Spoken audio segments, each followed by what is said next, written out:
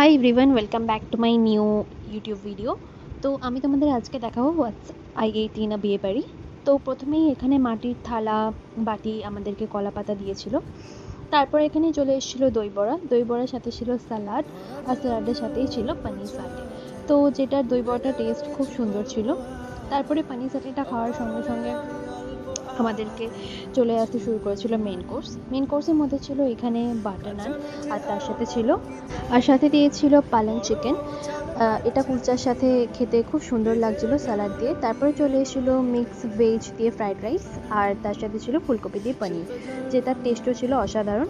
আর তার সাথে আমার ফেভারিট ভেটকি মাছের পাতুরি, এখানে সুন্দর কলাপাতায় মোড়া ছিল। তো আমরা সেটাকে খুলে একটা সর্ষে একটা স্ট্রং ঝাল ছিল, অসাধারণ ছিল খেতে।